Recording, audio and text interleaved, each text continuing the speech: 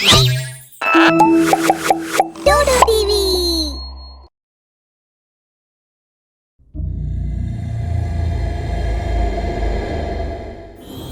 College के 4 छात्रों की एक टीम बॉटनी विषय पर रिसर्च के लिए शहर से बाहर एक जंगल में आए हुए थे। उन्हें जंगल के बेहद रास्ते पर चलते हुए दिक्कतों का सामना करना पड़ रहा था। वो लोग काफी थक चुके थे। बस अब ऐसी जगह मिल जाए जहाँ पर हम चैन से विश्राम कर सकें। हाँ यार, शाम होने वाली है। अब रहने लायक जगह ढूंढ लेनी चाहिए। मुझसे चलना भी नहीं हो रहा है, बहुत थक गई हूँ। पता था सब एक साथ सरेंडर करोगे, इसीलिए मैंने यहाँ रहने की जगह देख ली थी पहले ही। देखना तुम सबको पसंद भी आएगी यार। सब आगे बढ़ते हैं। थोड़ी दूर पर पलाश और यूकेलिप्टस के पेड़ों के बीच एक सुंदर बंगला दिखाई देता है। बहुत अच्छी जगह है। बीच जंगल में मंगल मनाओ और अपने अपने काम करो। यार हम लोग सोच रहे थे जंगल में कोई जगह मिलेगी भी नहीं, तुमने तो बहुत अच्छी जगह ढूंढ ली यार। एक आदमी ने बताया था कि आगे फॉरेस्ट वालों का गेस्ट हाउस है। अब खाने पीने का भी इंतजाम करो, पता नहीं आगे के दिन कैसे कटेंगे। अरे चिंता मत करो, हम चारों अच्छे से पूरा रिसर्च करके ही जाएंगे। तब तक उस बंगले का केयरटेकर जो खान सामा भी था, वो थैलों में सामान लेकर आ गया था। बाबा जल्दी से खाने का इंतजाम कीजिए, सुबह से कुछ भी नहीं खाया हम लोगों ने, पेट में चूहे दौड़ रहे हैं। हाँ, आप सब फ्रेश हो जाइए, तब तक मैं खाना लगा दूंगा। थोड़ी देर में सब बंगले के डाइनिंग हॉल में आ जाते हैं। टेबल पर सबका खाना सजा हुआ रखा था। आइए साहब, खाना तैयार है। आपने जादू सीखा है क्या? इतनी जल्दी खाना कैसे बना लिया? हमने तो अपनी ड्यूटी निभाई है साहब, आपके लिए। भोजन करने के बाद लड़के एक कमरे में और लड़कियां दूसरे कमरे में सोने चले जाते हैं। यार राशि, ये खानसमा का व्यवहार कुछ अजीब सा है ना। हमें क्या लेना देना उसके नेचर से। हम सब के लिए उसने अच्छा इंतजाम किया था। हम लोग अपना काम करेंगे और फिर वापस चले जाएंगे। चल अब सो जा, सुबह से फिर जंगल में घूमना है। अगले दिन जब सुबह वो सब जागते हैं तो सबको सारी जरूरत की चीजें व्यवस्थित मिलती हैं और टेबल पर चाय नाश्ता भी तरीके से रखा होता है। यहाँ कुछ गड़बड़ है क्या? हर चीज इतनी परफेक्ट कैसे हो सकती है? अरे भाई तुम लड़कियां भी ना काम से काम रखो। हर बात में तुमको मतलब एक मिस्ट्री क्यों ढूंढ लेती हो उसमें? शिखा मुझे कल रात से ही परेशान कर रही है। ये ना डरावने जो नॉवेल्स होते हैं ना, वो पढ़ना कम कर दो। बिल्कुल रिलैक्स हो जाओ, अपनी रिसर्च पूरी करो, ठीक है? सभी तैयार होकर अपने शोध उपकरण लेकर निकल जाते हैं। दिन भर के बाद चारों शाम को वापस बंगले में आते हैं। इसी तरह 4 दिन बीत जाते हैं। अगले दिन शिखा बाकी लोगों से थोड़ा जल्दी आ जाती है। वो जैसे ही गेस्ट हाउस का दरवाजा खोलने को होती है, वो दरवाजा अपने आप खुल जाता है।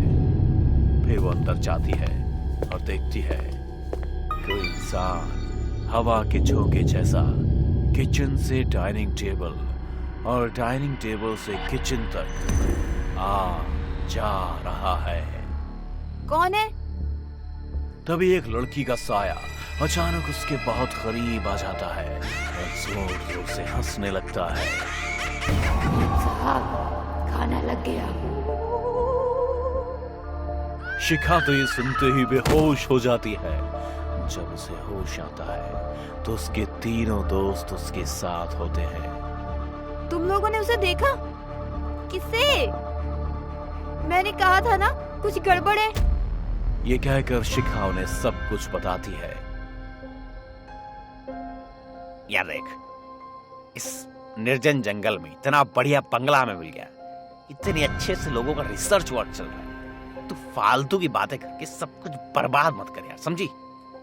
एक दिन खानसमा नजर आया, उसके बाद तो दिखाई नहीं दिया। तुम लोगों के लिए जानना जरूरी नहीं है क्या कि हमारे लिए इतना सब कुछ कौन कर रहा है? 2 दिन का प्रोजेक्ट बचा है, उसके बाद सब पता कर लेंगे। तभी खान सामा आ जाता है। आप कहाँ चले गए थे? ये लोग आपको ढूंढ रहे थे। क्यों साहब, कोई तकलीफ तो नहीं हुई? मैंने तो सारा इंतजाम अच्छे से किया था। कुछ तो रहस्य है जो हम सब समझ नहीं पा रहे या समझना नहीं चाहते। शिखा, तुम बहुत डरती हो यार। थकान के कारण तुम बेहोश हो गई थी ना। अब चुपचाप खाना खाओ और सो जाओ। कल हम सब लोग जल्दी आ जाएंगे और तुम्हारा जो भी शक है वो सब दूर कर देंगे। ओके? उनकी बातें सुनकर खान सामा परेशान हो जाता है। दूसरे दिन शाम को सभी जल्दी लौटते हैं और सतर्कता से बंगले के चारों ओर नजर रखते हैं। उन्हें एक ही लड़की कभी किचन में, कभी हॉल में, कभी बंगले के बाहर गार्डन में दिखती है। उन्हें अपनी आंखों पर भरोसा नहीं होता। कौन है? कौन है? कौन है? ये कौन है? एक ही लड़की अलग अलग जगह पर एक ही समय में कैसे हो सकती है? तो ये है वो खूबसूरत वाला जो हमारे लिए सब कुछ कर रही थी।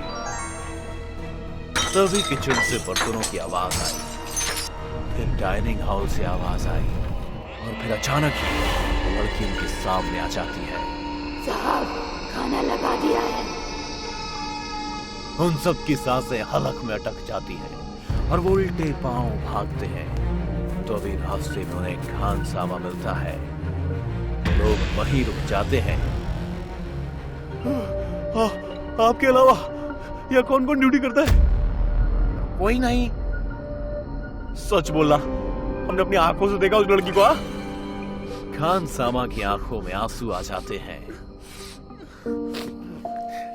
इन पलाश के फूलों में मेरी बेटी बसती है।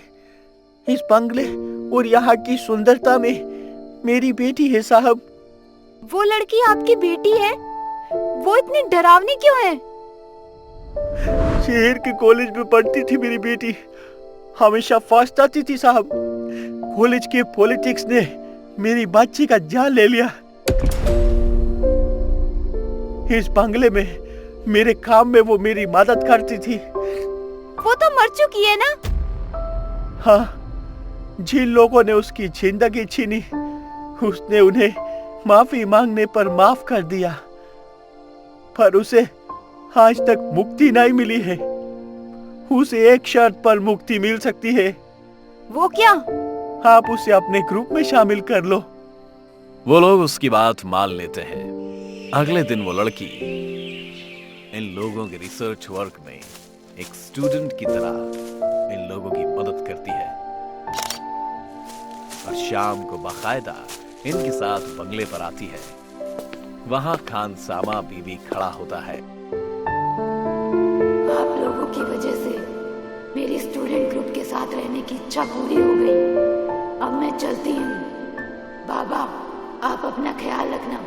और वो साया मुक्त हो जाती है।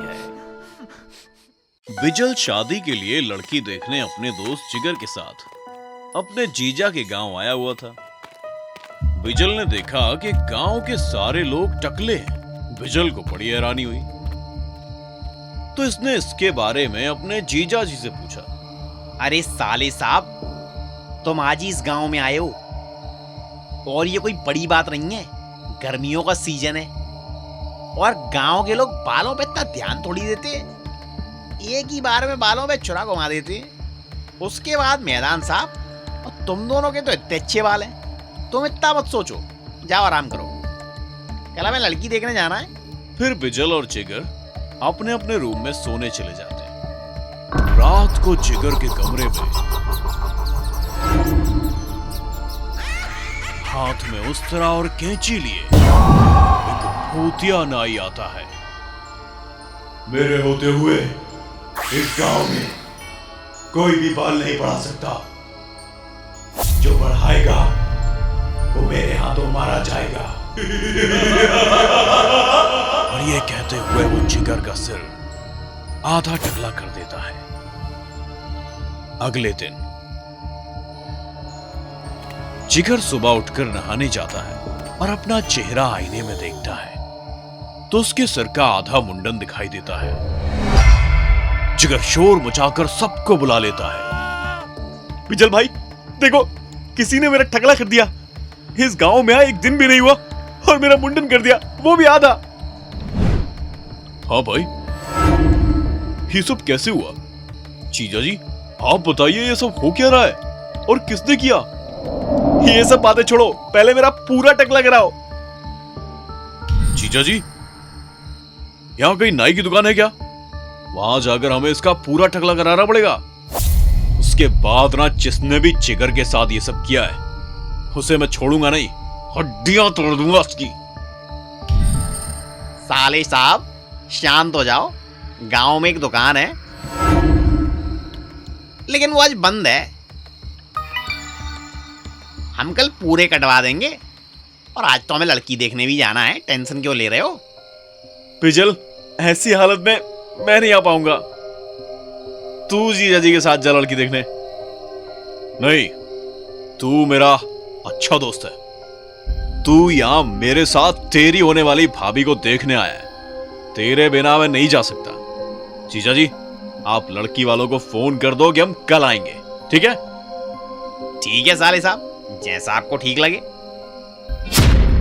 उस रात बिजल के कमरे में भूतिया नाई आता है और बिजल के बाल काटने लगता है। पर तभी बिजल की नींद खुल जाती है। किसकी हिम्मत हुई मेरे बालों को हाथ लगाने की? तेरे इसी हाथ को मैं तेरे शरीर से उखाड़ दूंगा। और ये कहते हुए बिजल भूतिया नाई को गले से पकड़ लेता है। पर जब उसे दिखता है कि वो एक भूत है तो बिजल घबरा जाता है। भूत भूत भूत भाई, आप ये क्यों आए? मैंने क्या बिगाड़ा भाई? थोड़ी देर पहले तो बड़ा शेर बन रहा था, लेकिन तू तो गीदड़ निकला। आज तू ही कह रहा था ना कि जिसने भी तेरे दोस्त का टकला किया है तू उसे छोड़ेगा नहीं, हड्डियां तोड़ देगा। इसीलिए मैं खुद तुझे दर्शन देने आ गया। और लंबे बाल रखने की तेरी हिम्मत कैसे हुई? क्या तू मेरे बारे में नहीं जानता? ये कहते हुए भूतिया नाई बिजल पर टूट पड़ता है और कैंची उस तरह से उसका आधा सिर टकला कर देता है और वहां से चला जाता है। फिर बिजल चिल्लाकर घर के लोगों को बुलाता है। बिजल की हालत देखकर जीजा जी कहते हैं, देखा, इसीलिए कह रहा था मैं, साले साहब कल ही लड़की देखने चलते हैं, पर आप माने ही नहीं। अगर कल ही लड़की देख लेते तो अभी तक तुम शहर चले जाते, लेकिन अब क्या फायदा, नाई चुग गया खेत। ये सब क्या हो रहा है जीजा जी? और वो भूत, वो यहाँ क्या कर रहा है? अब तो आप सबको बताना ही पड़ेगा। बिजल भाई, इस गांव में एक भूतिया नाई है। वो रात को ही लोगों के घरों में जाता है और उनका आधा सिर टकला कर देता है। जब भी लोग अपने बाल बढ़वाते हैं उन्हें टकला कर देता है। इसीलिए पूरे गांव में बच्चे से लेके बूढ़े सब टकले हैं। लेकिन जीजा जी वो ऐसा क्यों करता है? ये भूतिया नाई गांव में बाल काटने का काम करता था, लेकिन उसकी चोरी करने की आदत थी। वो जब लोगों के घर बाल काटने जाता तो मौका देते ही हाथ साफ भी कर देता। एक दिन गांव वालों ने उसे चोरी करते हुए पकड़ लिया। फिर लोगों ने मिलकर उसकी कस के सुताई लगाई और आधा टकला करके पूरे गांव में घुमाया। उसके बाद उसने शर्म के मारे अपनी दुकान में खुदकुशी कर ली। तब से जे गांव में ये घटना शुरू हो गई। उसकी आत्मा भटकती है। लेकिन अब तुम छोड़ो इन बात को, चलो तुम दोनों जाकर अपना टकला पूरा कराओ यार, हमें जल्दी लड़की वाली के घर जाना है। फिर दोनों जाकर टकला करा के आते हैं और लड़की के यहाँ जाते हैं तो लड़की शादी के रिश्ते से मना कर देती है और कहती है, ना बाबा ना, मैं तो सिर्फ लंबे बालों वाले लड़के से शादी करूंगी। तुम टकले हो, मैं तुमसे शादी नहीं कर सकती। रिश्ते की बात नहीं बनने के कारण बिजल बेचारा दुखी हो जाता है और सब लोग वापस घर आ जाते हैं। बिजल अपने दोस्त जिगर से कहता है, मुझे गंजा देखकर उसने रिश्ता करने से मना कर दिया यार। और ये सब उस भूतिया नाई की वजह से हुआ है। मैं उसे छोड़ूंगा नहीं, उसके सिर का एक एक बाल नोच दूंगा। बिजल भाई, कल उसने सिर्फ उस तरह फेरा है, अगर आज रात उसने उस तरह गले पर फेर दिया तो समय से पहले ही भगवान को प्यारे हो जाएंगे। बिजल भाई, वो भूत है, यहां बल से नहीं बुद्धि से काम लेना पड़ेगा। मैं एक बाबा जी को जानता हूं जो भूत प्रेत भगाते हैं, उनसे हमें कुछ हेल्प मिल सकती है। तुम चाहो तो कल ही हम वहां जाएंगे, क्या बोलते हो? बिजल बात मान लेता है और अगले ही दिन दोनों बाबा जी के यहां चले जाते हैं और सारी बात बाबा जी को बता देते हैं। ओम सिम होम क्रीम श्रीम चामुंडाय विच्चै, ओम सिम होम क्रीम क्रीम चामुंडाय विच्चै, ओम त्र्यंबकं यजामहे, ओम त्रिम क्रीम क्रीम चामुंडाय विच्चै। ऐसे बाबा जी उन्हें एक अभिमंत्रित प्रेत बाधा वाली कैंची देते हैं और कहते हैं, ये लो, यह अभिमंत्रित प्रेत बाधा कैंची है। ये कैंची बड़े से बड़े प्रेत का नाश करने की ताकत रखती है। इस कैंची से उस भूतिया नाई के बाल कटते ही उसका नाश हो जाएगा। कैंची लेकर बिजल और जिगर घर आ जाते हैं। बिजल भाई, हम कैंची तो ले आए, पर इससे भूतिया नाई के बाल कैसे काटेंगे? हाँ यार, ये काम तो शेर की गुफा में सिर देने जैसा है। अगर थोड़ी भूत चूक हो गई तो अपना तो काम तमाम हो जाएगा यार। और रात भर सोचते हैं कि आखिर भूतिया नाई के बाल कैसे काटें। तभी बिजल को एक आइडिया सूझता है। पूरे दिन बिजल, जिगर और उसके जीजा जी अपने सर पर नकली बाल लगाकर पूरे गांव में घूमते हैं, जिसे देख गांव के लोग हैरान हो जाते हैं और कहते हैं, लगता है ये तीनों पागल हो गए, ये तो मरेंगे ही, साथ में हमें भी लेके मरेंगे।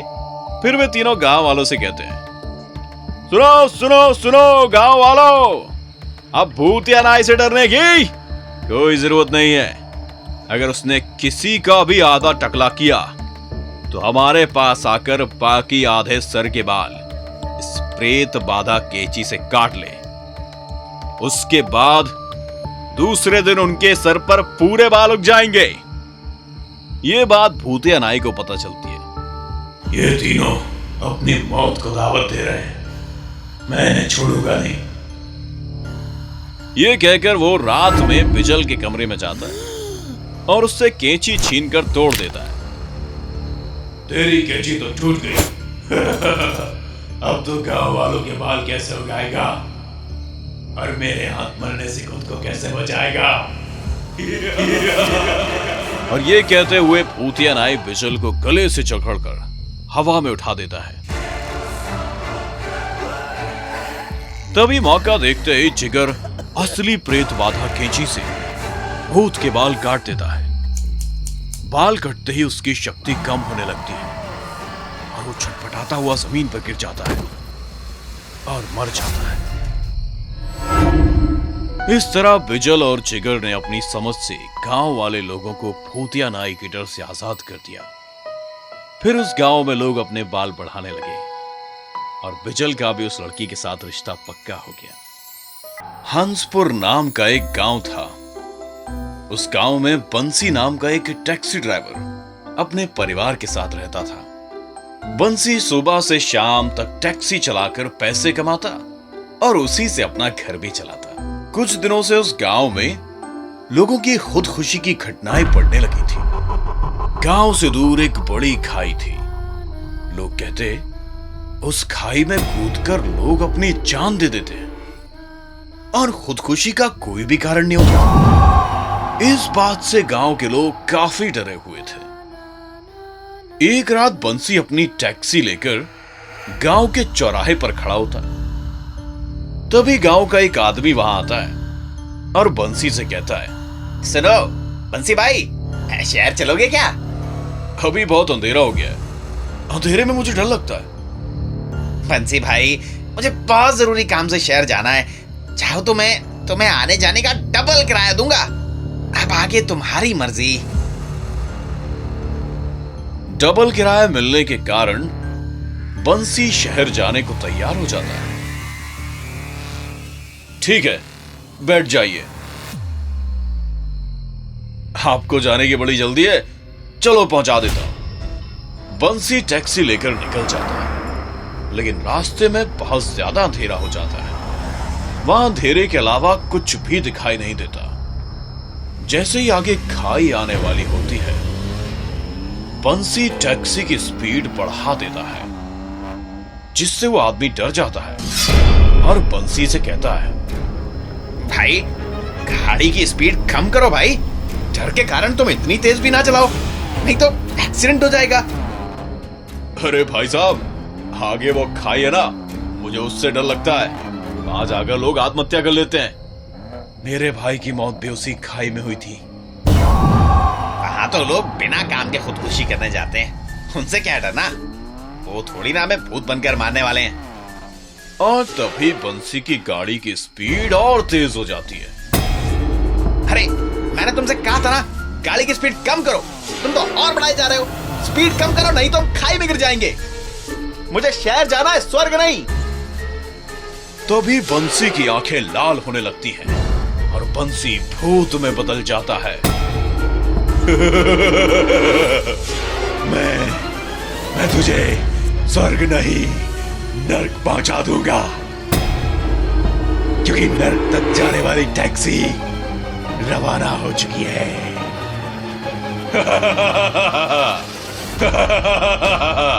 और स्पीड से गाड़ी खाई में गिर जाती है।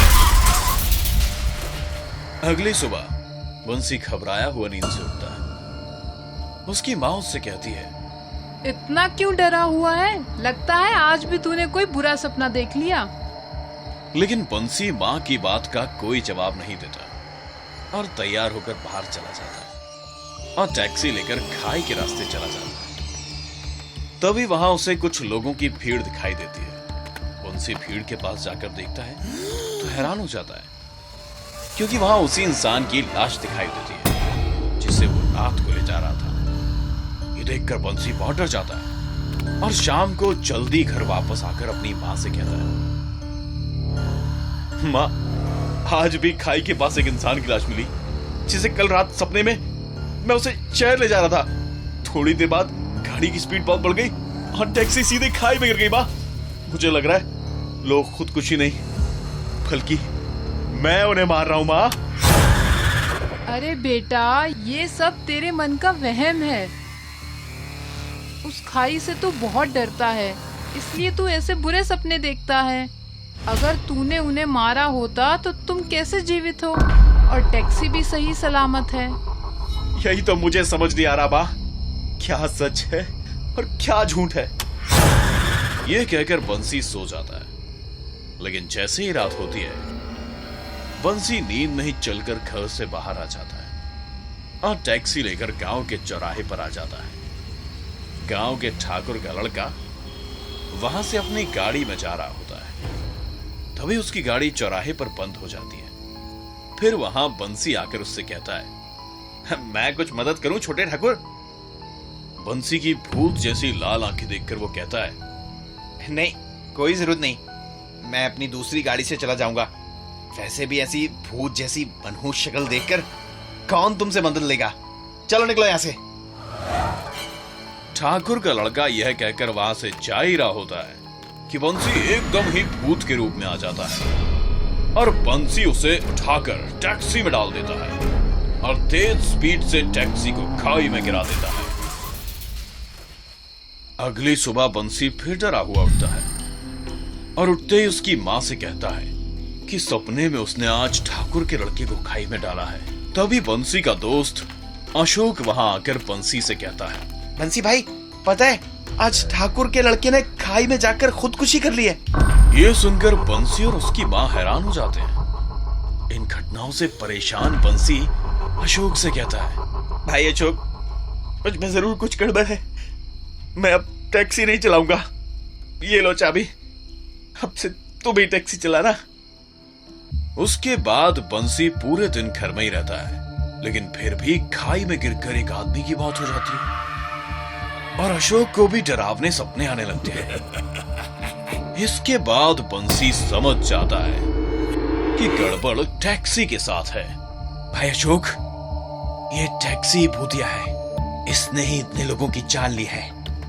इसका जल्दी कोई उपाय करना पड़ेगा। मैं एक ज्ञानी बाबा को जानता हूं, उनसे चलकर बात करते हैं। बंसी और अशोक उस बाबा के पास जाते हैं और सारी बात बताते हैं, जिसके बाद बाबा उन्हें अभिमंत्रित राख और ताबीज देते हुए कहता है, ये राख तुम अपनी टैक्सी में फूंक देना। उसके बाद अगर कोई भूत प्रेत होगा तो वो तुम्हें दिखाई देगा, और यह ताबीज तुम अपने गले में बांध लेना, जिससे वो तुम पर कभी हावी नहीं हो पाएगा। इसके बाद दोनों घर पर चले आते हैं। फिर बंसी अपने गले में ताबीज पहन लेता है और गाड़ी में जाकर राख से फूंक मार देता है। फूंक मारते ही टैक्सी में तेज रोशनी होती है और रोशनी के साथ चीखता हुआ भूत टैक्सी में आ जाता है। भूत को सामने देखकर बंसी डर जाता है। डरो मत बंसी, मैं तुम्हारा भाई हूं, तुम्हें कुछ नहीं करूंगा। आओ गाड़ी में बैठो। नहीं, मैं गाड़ी में नहीं बैठूंगा। मुझे पता है तुमने मेरे हाथों बहुत लोगों की जान ली है, तो मुझे भी मार दोगे।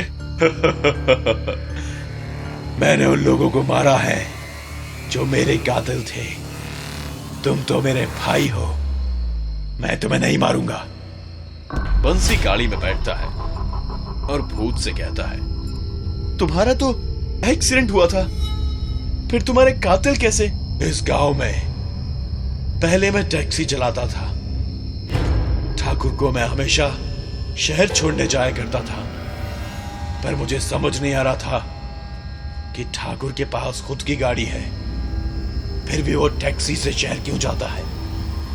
लेकिन एक दिन मुझे पता चला कि ठाकुर गांव के जंगल से जानवरों का शिकार करता है और उनके अंगों की तस्करी शहर में करता है।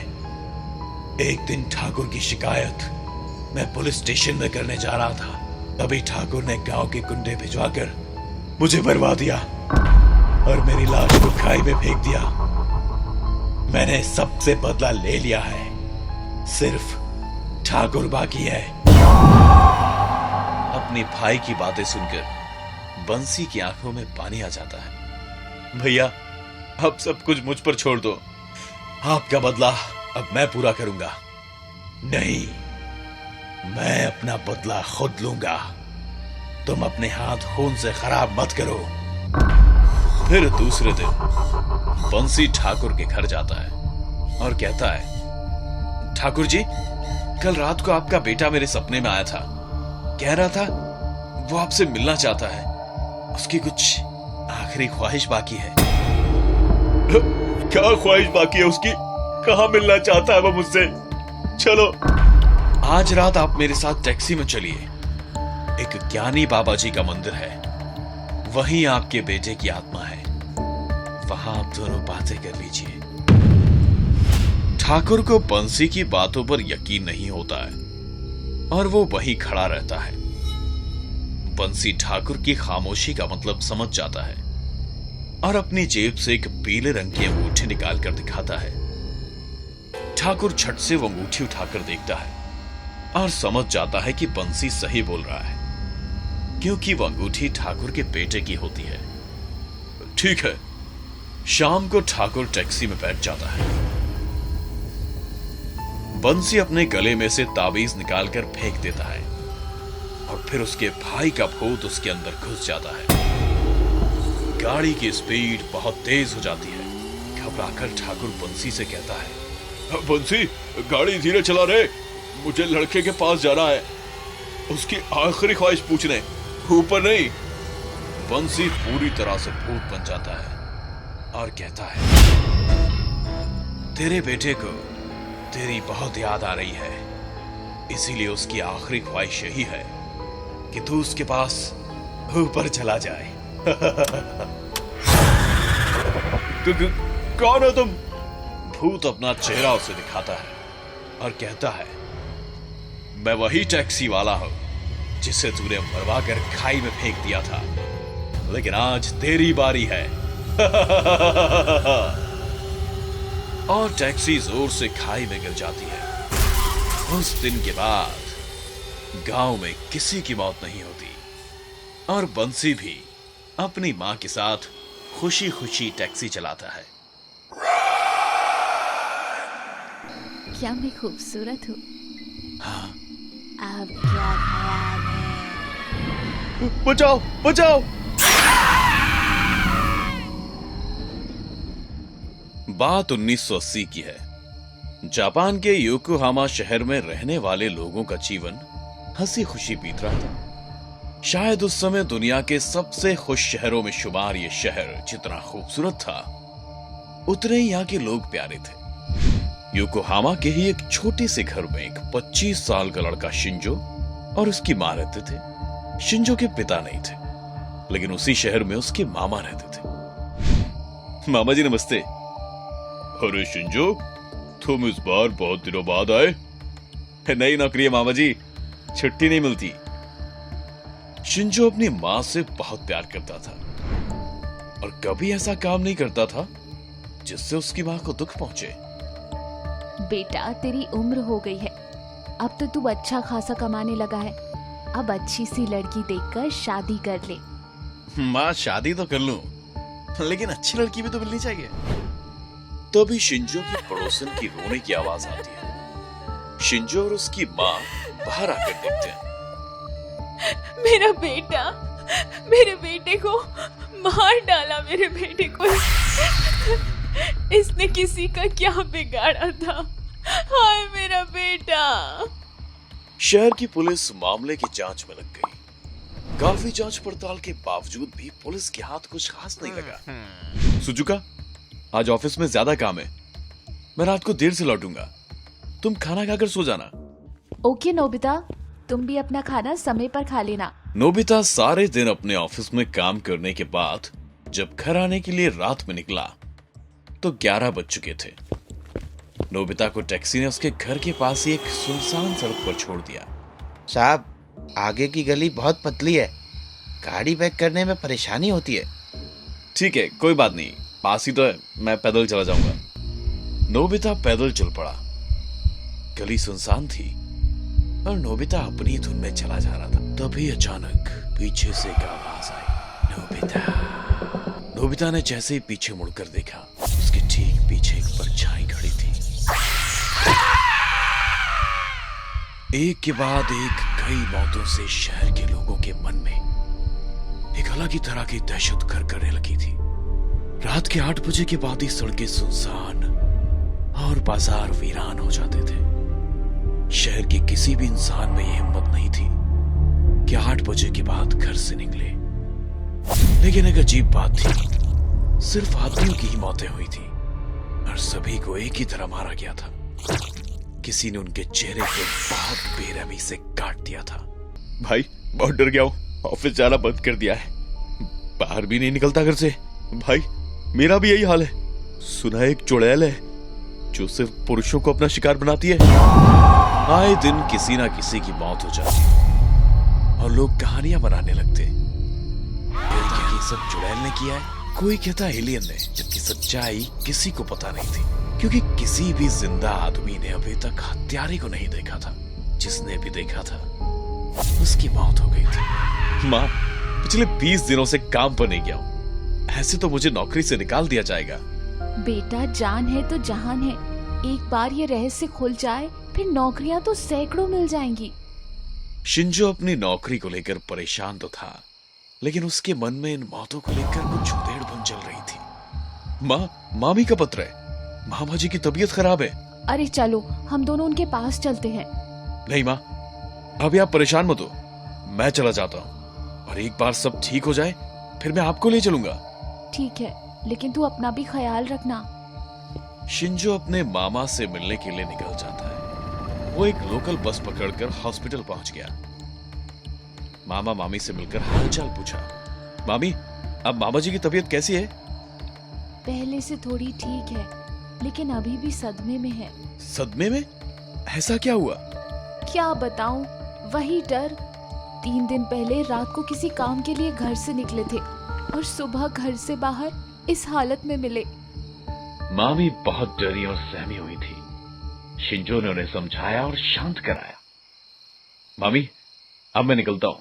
आप बिल्कुल चिंता मत करना, कल मां को लेकर फिर आ जाऊंगा। ठीक है शिंजो। रात का समय था और घड़ी में उस समय 10:30 बज रहे थे। शिंजो हॉस्पिटल से घर के लिए निकल पड़ा।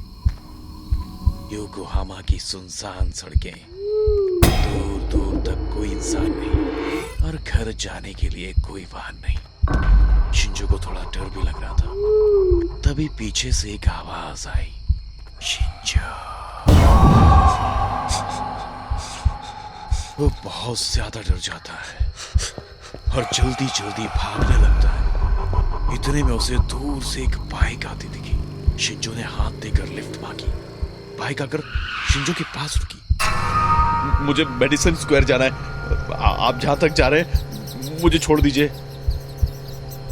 कोई वाहन नहीं था घर जाने के लिए। आप बहुत सही समय पर आ गए, वरना मैं कैसे पहुंचता। आप कहां जा रहे हैं? शायद मैं आपको बोर कर रहा हूं, सॉरी।